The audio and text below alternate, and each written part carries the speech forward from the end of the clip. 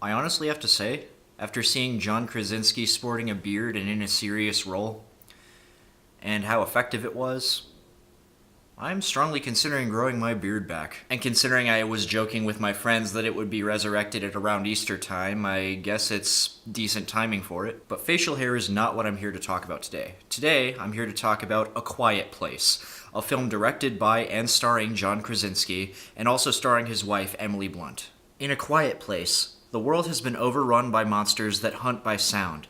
Basically, if you make any noise whatsoever, you're pretty much a goner.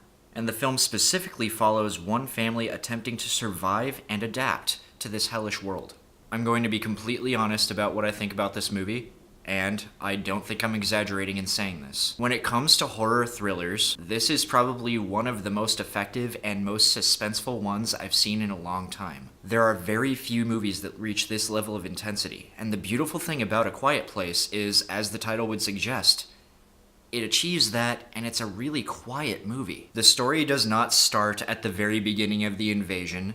It does not start with mass hysteria and a bunch of people dying and wondering, oh my god, what the hell is going on? It starts well into the invasion by the monsters. I don't want to give away any spoilers, so I'm not going to reveal what happens specifically.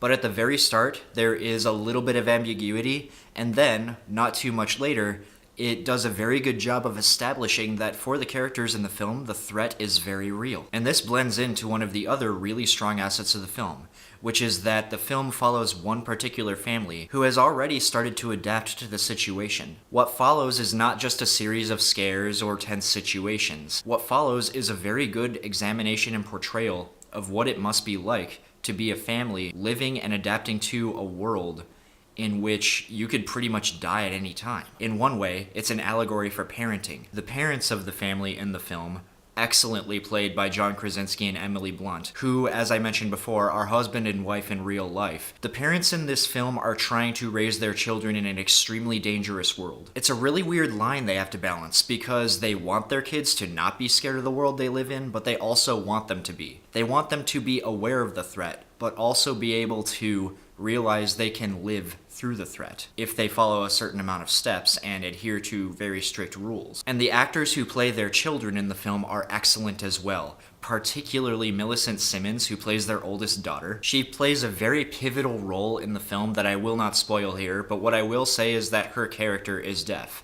And Millicent Simmonds is apparently deaf in real life. The film actually gives her a lot to do, and she nails pretty much every scene she's in. When you have a movie with very little dialogue, you're relying mostly on the physicality of a performance, and everybody in this film delivers. Horror is a genre that I love and hate, because when it's done well, it's done really well, but when it's done badly, it's done badly.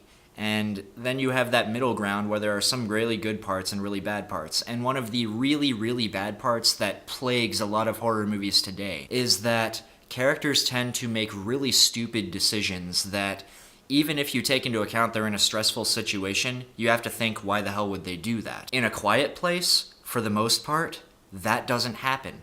The characters in this film are actually pretty intelligent given the situation that they're in, and for the most part, they make really valid decisions. And whenever they do make a mistake, it's not the, oh my gosh, why did you run upstairs instead of downstairs when there's a killer chasing you with a knife type of mistake. In A Quiet Place, whenever somebody does make a mistake, it's just a simple mistake that pretty much anybody could make. As I mentioned before, the movie does have some jump scares. One of the things that is plaguing horror movies today is that there's a huge over-reliance on cheap jump scares. And usually it's like somebody's friend popping out of the closet, or instead of a monster, it's like a cat jumping out of a cupboard. Or an extremely loud sound or really loud crescendo of music plays for no reason. It's exhausting, it's a cheap thrill, it's the cheapest way to get a scare out of somebody, and it's overused. Now, A Quiet Place does have jump scares, but they don't fall into that category of cheap jump scares for two reasons. One of the reasons is that none of the jump scares are false. The jump scares in A Quiet Place are not like somebody popping out of a closet and saying boo,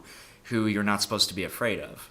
When there's a jump scare in A Quiet Place, it's usually a sound attributed to something that you're actually supposed to be afraid of. And the second reason is that sound in A Quiet Place is the thing you're supposed to be afraid of. Because again, we're dealing with monsters that hunt by sound, and if you make any sound whatsoever, you're probably dead. And another thing that the movie does really wisely is it reveals things to the audience that it doesn't automatically reveal to the characters. And the way those scenes are portrayed are really, really well done. Overall, I have to say, while I do have some very, very minor issues with A Quiet Place that are so minor that I'm not even going to mention them here, I don't have any problems with this movie. It's extremely intense and extremely suspenseful. It's intelligently told, extremely well acted by a talented cast, and it does a good job of making itself not just a monster movie. It's a movie about a family trying to survive in an extremely harsh world. And I'm changing the topic here, but I'd like to address something that I've mentioned in my previous videos, and I'm going to mention again. For those of you who have been watching my recent videos and following my recent social media posts, you will know that my oldest sister has been having a very tough time with something. I will go ahead and put a link to a GoFundMe page that we have set up for her in the description of this video. If you're not aware of what's going on, you'll be able to find information from that, and there are updates on her condition there.